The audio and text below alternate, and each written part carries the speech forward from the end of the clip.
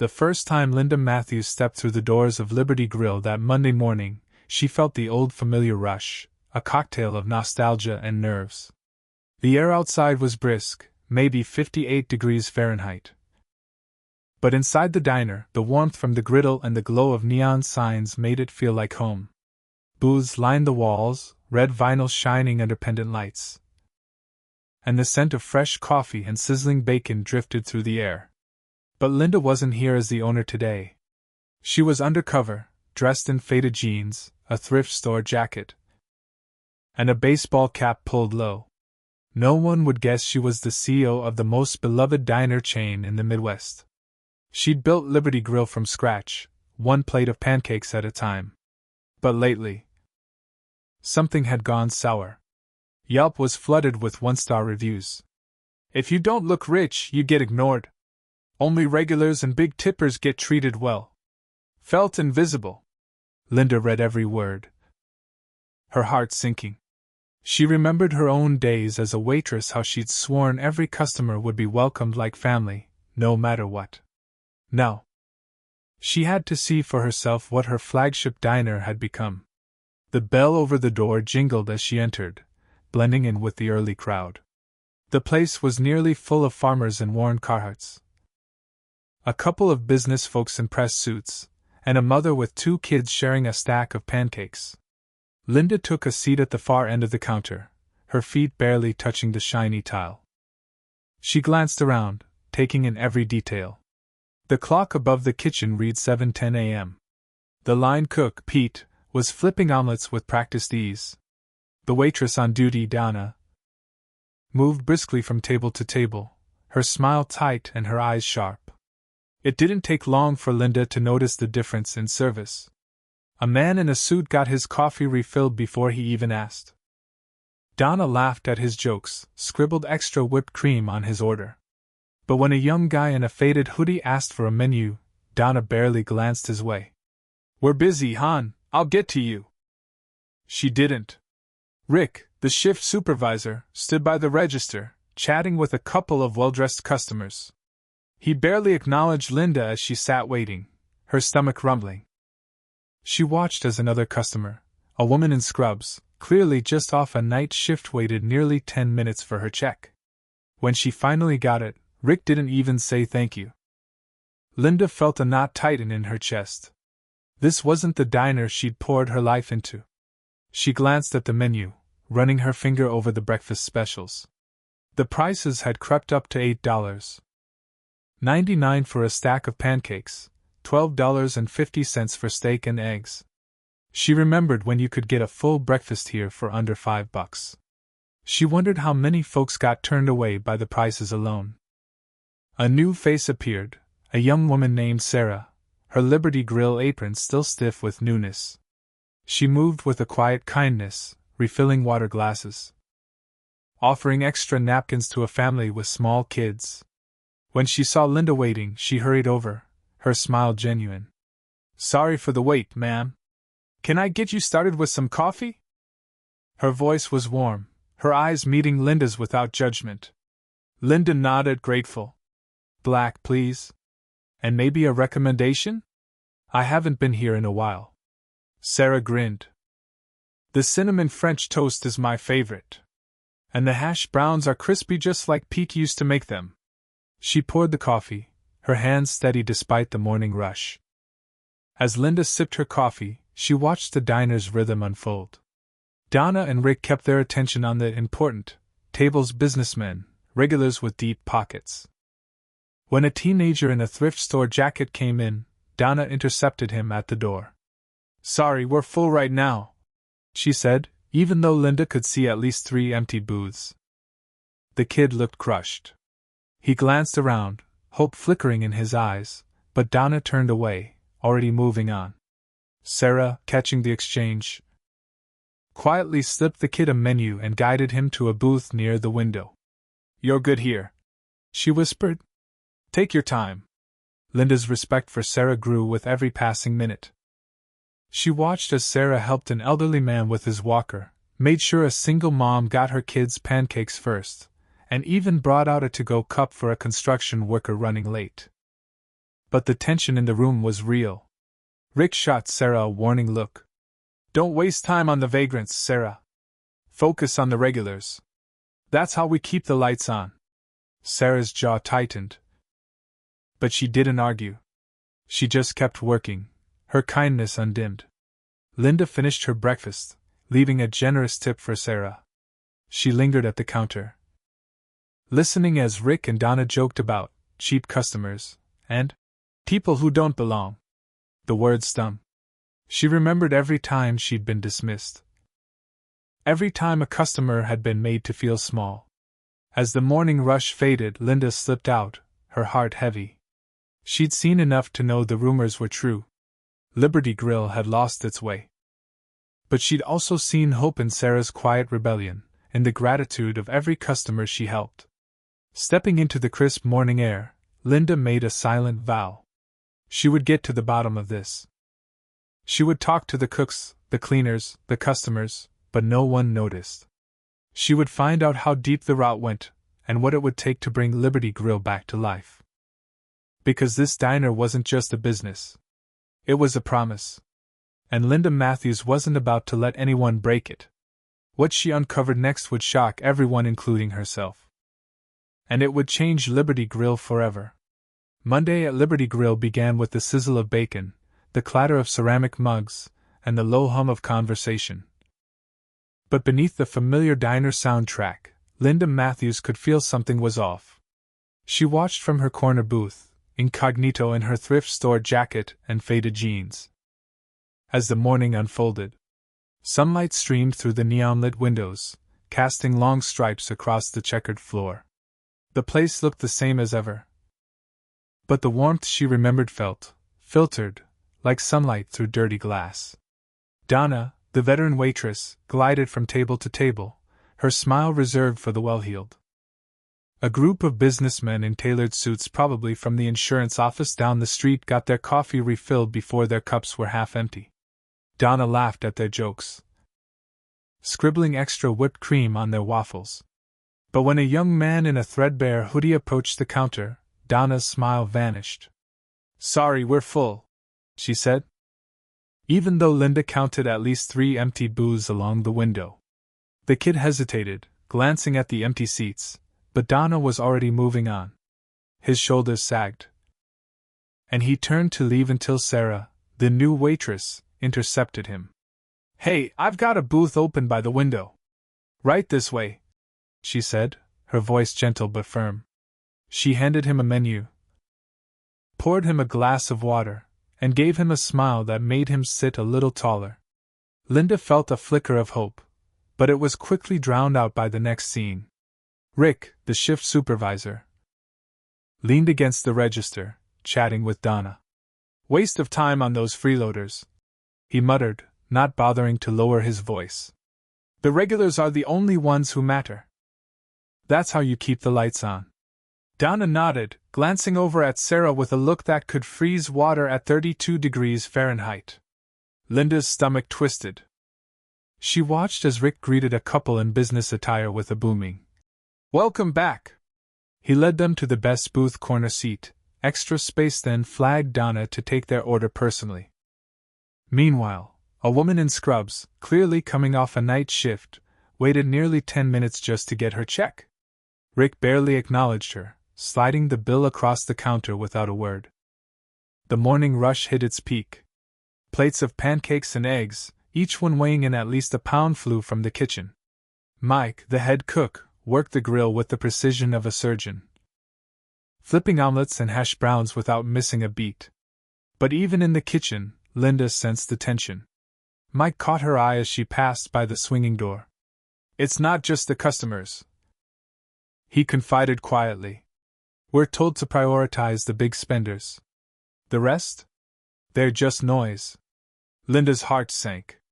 She remembered her own days on the line, when every customer got a smile and a hot cup of coffee, no matter what they wore or how much they tipped. Back in the dining room, Sarah was everywhere at once, refilling water, bringing extra napkins to a mom with 2 toddlers, helping an elderly man with his walker. Donna shot her a glare. "You're wasting time on people who won't tip." she hissed. Sarah just shrugged and kept moving, her kindness undimmed. Linda watched as the young man in the hoodie tried to pay for his breakfast with a handful of change. Donna rolled her eyes. But Sarah stepped in. "Don't worry about it," she whispered, covering the rest herself. The kid's eyes widened. "Thank you," he said, voice cracking. Sarah smiled. "Everyone deserves a good meal."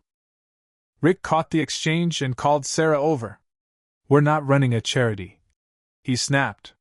"Focus on the regulars, or you'll be bussing tables by next week." Sarah's jaw tightened. But she didn't argue. She just went back to work, her eyes shining with quiet defiance. As the lunch rush approached, Linda overheard Rick complaining to another server about those people who don't tip, and how the diner would be better off without them. Donna chimed in, gossiping about a family who'd come in last week and barely left a dime. The word stung. Linda remembered every time she'd been dismissed, every time a customer had been made to feel small. She made her way to the kitchen, where Mike was prepping a mountain of hash browns. "It's not easy," he admitted. "The higher-ups push us to keep the big spenders happy. The rest, well, you see how it is." Linda nodded, her resolve hardening. She watched as Sarah comforted a mother struggling to calm her crying baby. "It's not easy," Sarah whispered, "but someone has to care." By mid-afternoon, Linda had gathered enough to see the pattern. She saw Rick sneer at a customer who asked for a discount, heard Donna joke about those people who don't belong, and noticed how Sarah's gentle care was met with eye rolls and whispered criticisms. Even the busboy, a high school kid named Tyler, seemed to know the drill dash. "Don't waste time on the wrong tables," he muttered, stacking plates with a practiced sigh. As the sun dipped low, casting long shadows across the booths, Linda slipped out the door, her heart heavy but her determination fierce. She knew the truth was ugly, but it was the first step toward healing. Tomorrow, she'd dig deeper, talk to the kitchen staff, the cleaners, the customers who felt invisible. She'd find out how deep the divide went and what it would take to bring Liberty Grill back to its roots. For Linda Matthews, this diner was more than a business. It was a promise. A place where everyone, no matter their story, deserved a seat at the table. And she wasn't about to let anyone break that promise. What she uncovered next would shock everyone and change Liberty Grill forever. Linda Matthews sat at the counter of Liberty Grill, her hands wrapped around a chipped mug of coffee. But her mind was anywhere but calm. The warmth of the diner, the golden glow of neon, and the familiar sizzle from the kitchen couldn't hide what she'd seen over the last 2 days. She'd watched Rick and Donna turn away customers who didn't look the part, seen Sarah's kindness get dismissed, and heard the whispers about tips, about wasting time, about who really mattered. But today, Linda was done just watching. Today, she was determined to dig deeper, to get answers, and to find out how far the cracks in Liberty Grill's foundation really reached. She started with the kitchen. Mike, the head cook, was prepping a mountain of hash browns, his arms dusted with flour. Linda slipped through the swinging door, careful not to draw attention. "Hey, Mike," she said, her voice low. "How's the morning going?" Mike glanced up, sweat beading on his brow despite the cool 68 degrees Fahrenheit air. "Busy as ever. But it's not the work that's tough, it's the pressure.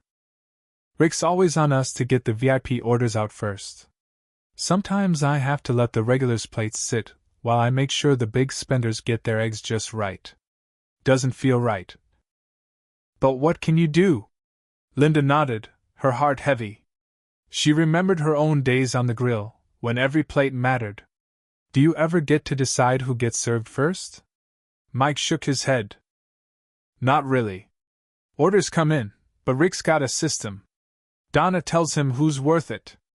The rest, well, you saw how it is." Linda thanked him and slipped back into the dining room. She watched as Sarah quietly cleaned up after a family with 2 toddlers, her patience unwavering even as Donna rolled her eyes. Sarah caught Linda's gaze and offered a small, tired smile. The lunch rush brought a new wave of drama. A young woman in a faded jacket, probably no more than 20, walked in, her steps tentative. Donna intercepted her at the door, voice syrupy but cold. "Sorry, we're full right now. Maybe come back later." But Linda could see at least 2 empty booths by the window. The woman hesitated, her cheeks flushing. She turned to leave. But Sarah slipped past Donna and gently guided her to a seat. "You're good here," Sarah whispered, handing her a menu. "Take your time." Rick watched the exchange from the register, jaw tight. He motioned Sarah over, voice low but sharp. "Don't waste your time on her. She's not going to tip. We need those booths for real customers." Sarah's eyes flashed, but she didn't argue. Instead, she brought the woman a cup of coffee on the house. Linda's respect for Sarah grew with every act of quiet rebellion. She decided it was time to talk to the people who rarely got a voice. She found Carlos, the dishwasher, in the cramped back room, his hands red from hours in hot water. "How long have you worked here?" Linda asked, keeping her tone casual. Carlos shrugged. "Almost 4 years. It's a job. But lately it feels different. Rick says we have to clear the plates faster for the VIP tables. Sometimes I get yelled at if a regular customer's plate sits too long." "And the overtime?" "Forget it. They say there's no budget." Linda listened, taking mental notes. She asked about staff meetings, about suggestions for improvement. Carlos just laughed. "Nobody asks us. We just keep our heads down." Back on the floor, Linda saw Rick chatting with Donna, their heads close together. She caught snippets. "Not our crowd, waste of time, Sarah's too soft." It was all about efficiency, about maximizing the tips, about keeping the right people happy. Later that afternoon, Linda sat near the window, pretending to read the local paper. She watched as a man in work boots, probably a mechanic, judging by the grease on his hands, came in and asked for a table. Donna barely looked up. "We're closing this section for cleaning," she said. Though the booths were spotless. The man sighed, turned, and left. Linda's jaw clenched.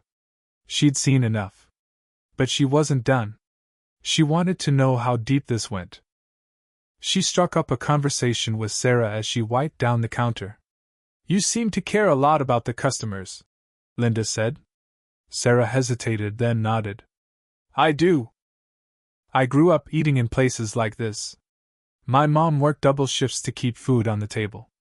I know what it's like to feel invisible. That's why I try to help when I can." Linda leaned in. "Have you ever tried to change things?"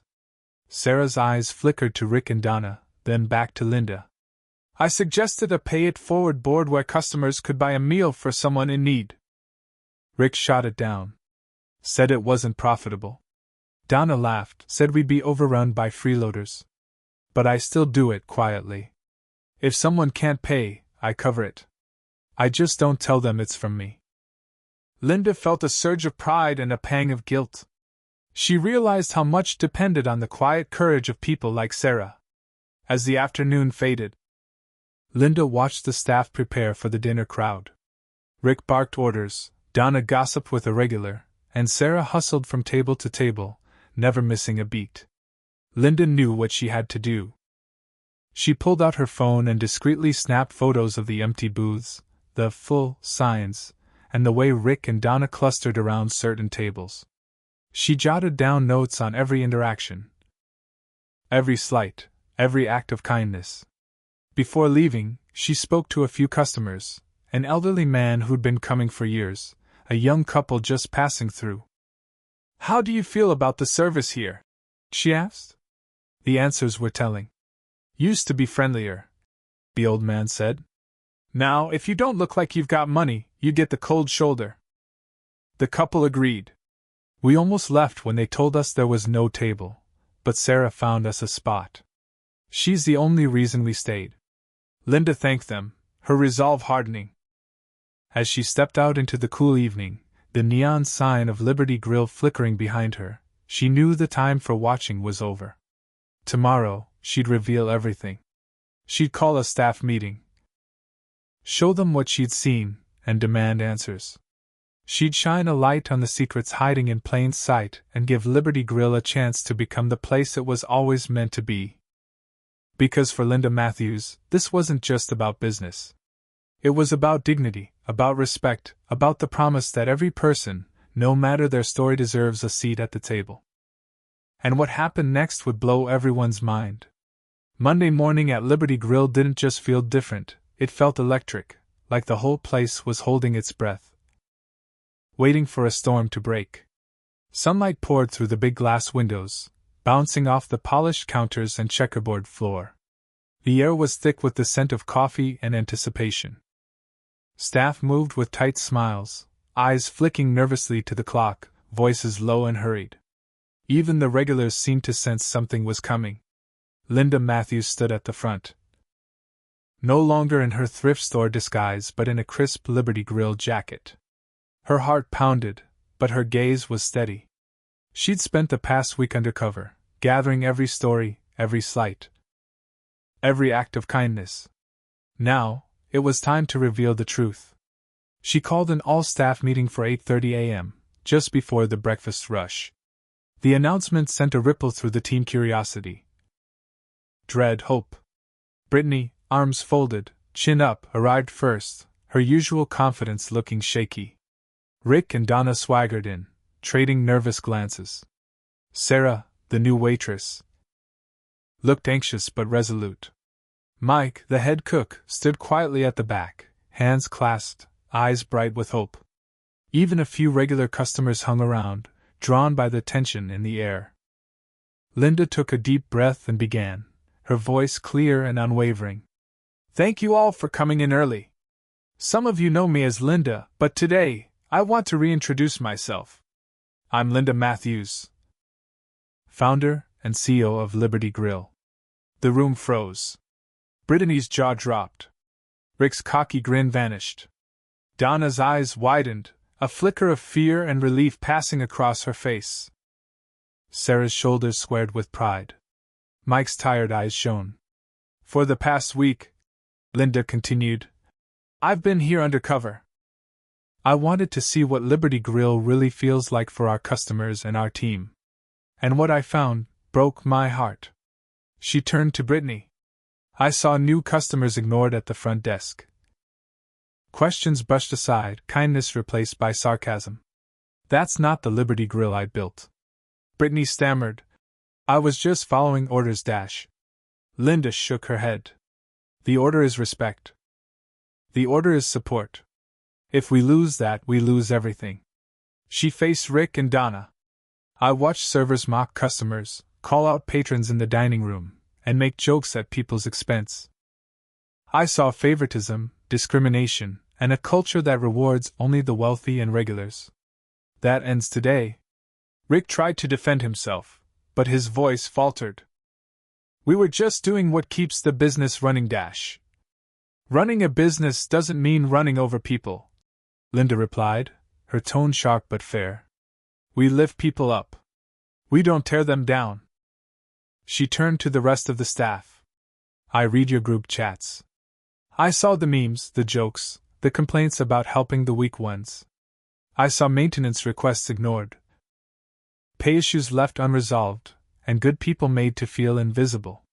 That's not just disappointing, it's unacceptable."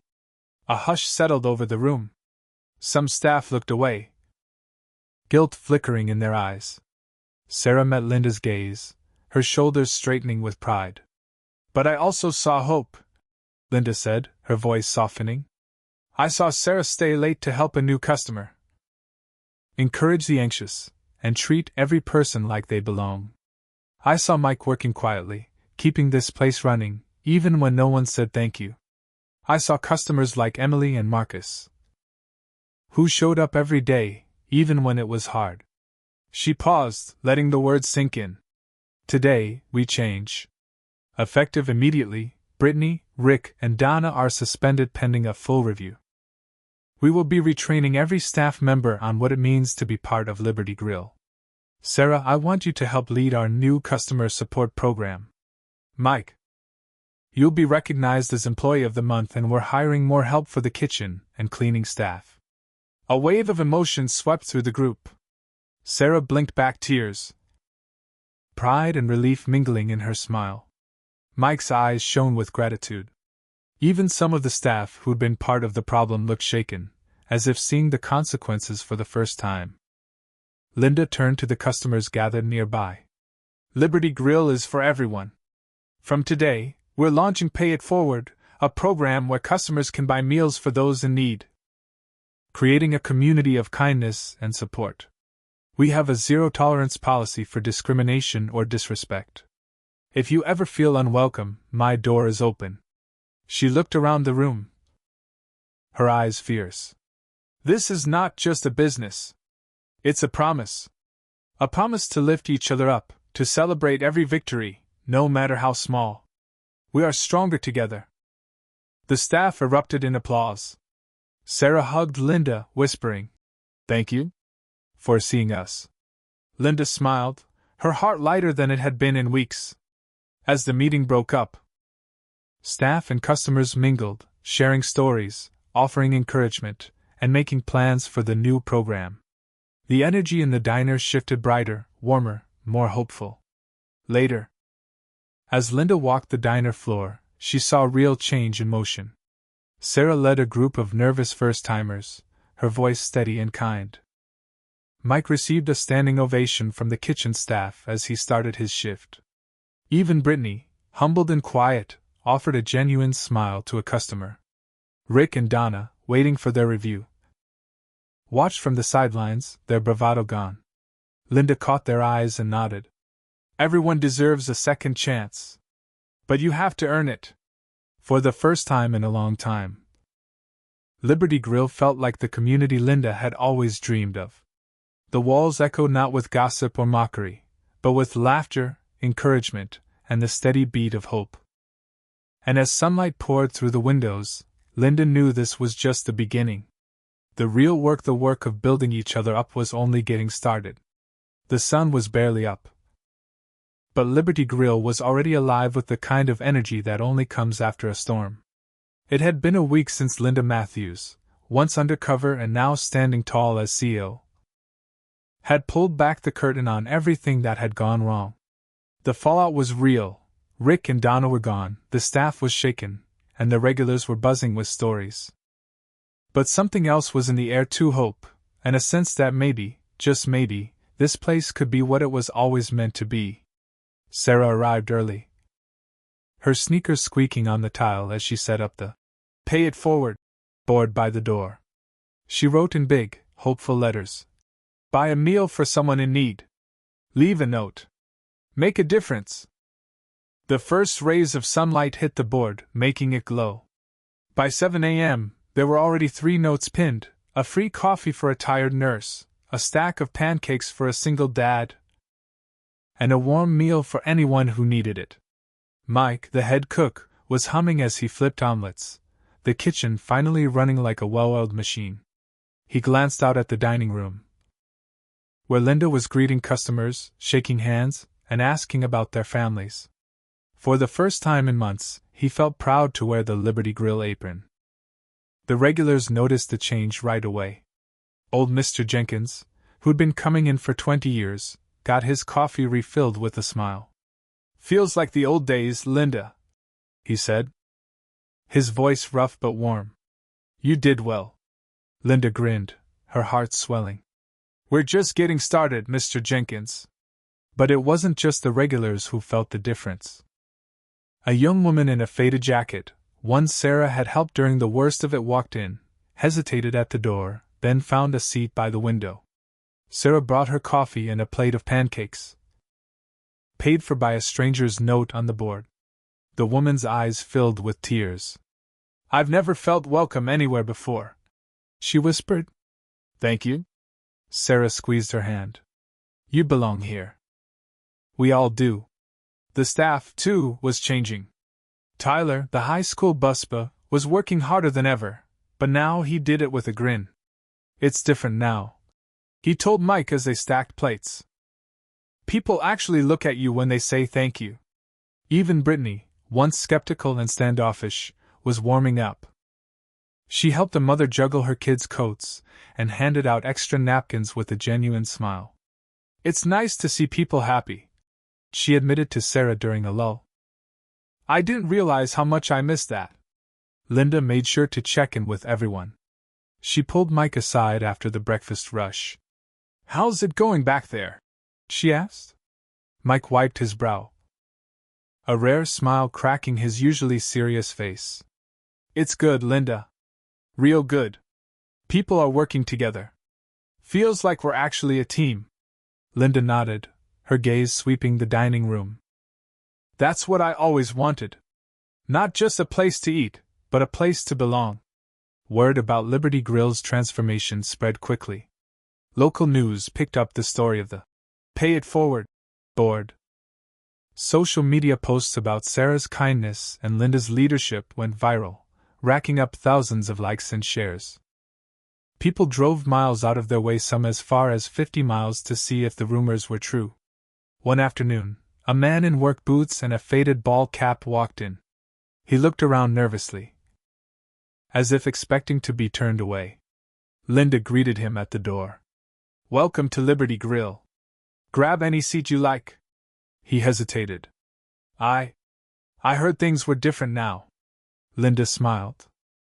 We're all about second chances here. He sat down, and Sarah brought him a hot meal, paid for by a stranger. As he ate, he watched families laugh, couples share pie, and strangers chat like old friends. The air was filled with the clink of silverware, the scent of fresh baked bread, and the low hum of conversation. It felt like a community. As the days passed, the staff grew closer. They shared stories over late-night coffee, swapped shifts to help each other out, and brainstormed ways to make Liberty Grill even better.